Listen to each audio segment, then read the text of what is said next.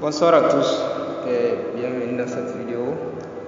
Nous allons continuer les manipulations qui consistent à générer le réseau hydrographique et délimiter le bassin. Dans la vidéo passée ou bien la précédente leçon, on a vu les étapes qui mènent jusqu'ici. On va continuer. La prochaine étape, c'est ce qu'on appelle les flots direction. Flow direction.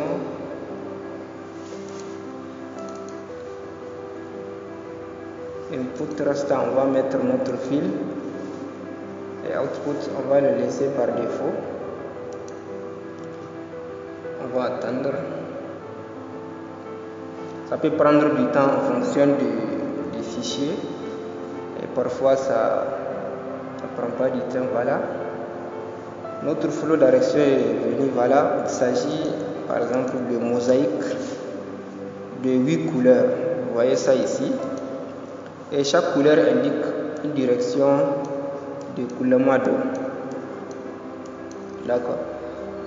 La prochaine étape, on va voir ce qu'on appelle les flots accumulation. Flow accumulation, input flow restant, on va mettre notre flow direction et on va laisser ça par défaut aussi.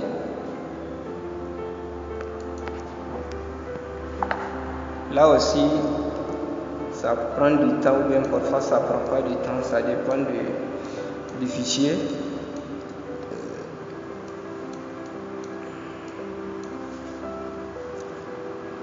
On va attendre toujours.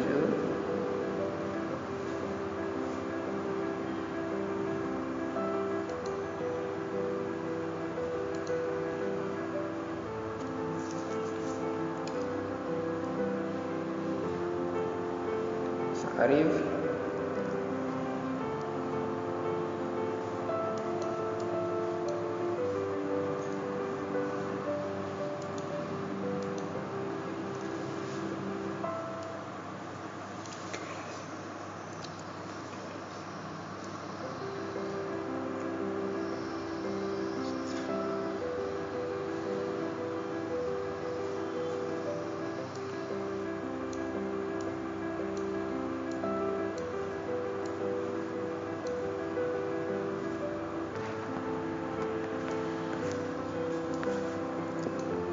Ça prend du temps, mais ça arrive.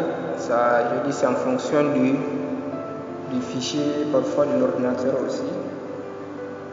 Plus le fichier est grand, plus ça prend du temps.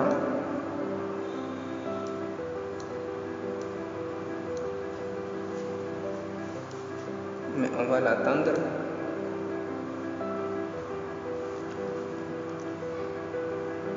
On va fermer ça.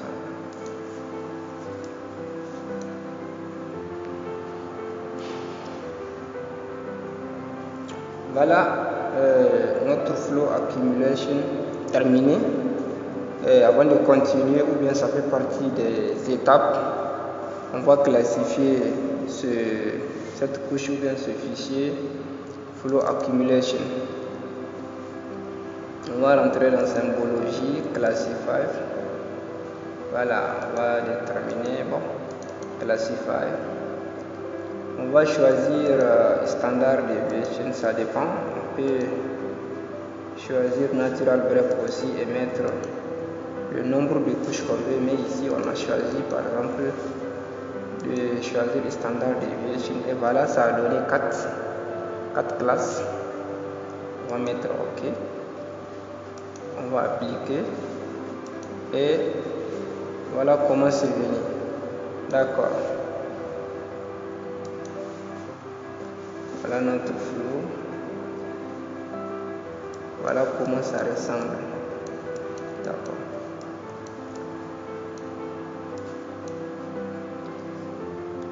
D'accord. Maintenant, après la classification, on va poser les conditions, c'est-à-dire le fichier ou le réseau hydrographique qui sera dessiné.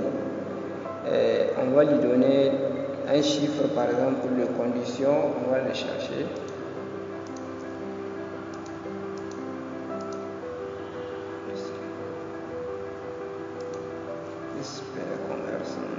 spécial analyse conditionnelle. Voilà.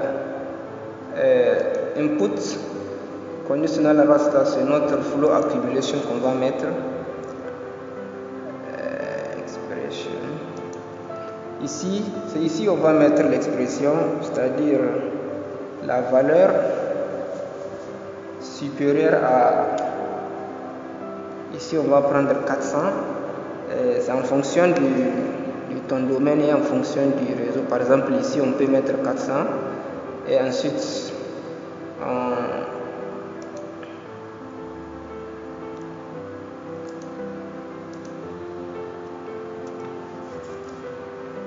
c'est-à-dire ici on peut mettre 300 comme on peut mettre 500, mais ce qu'il faut comprendre que dans les conditions, plus la valeur est petite, plus il y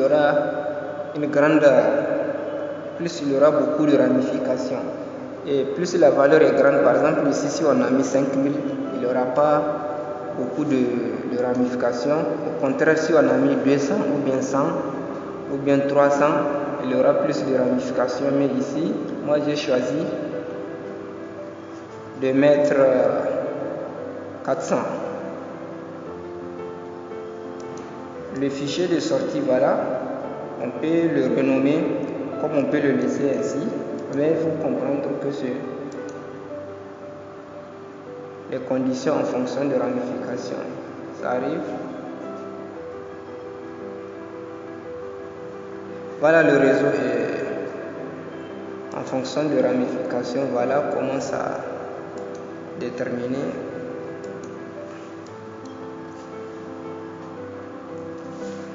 Voilà, mais ici, ce n'est pas le réseau proprement dit parce que le réseau, ce sont des lignes, alors que le fichier qu'on a ici, c'est un fichier raster.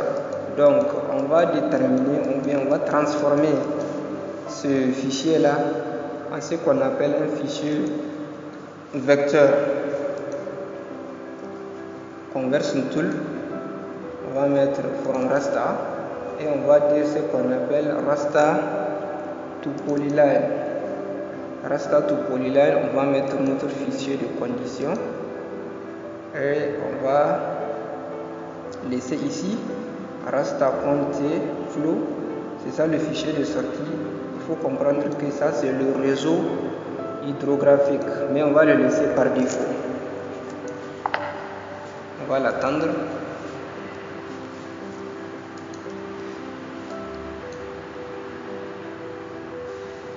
Et voilà, c'est terminé.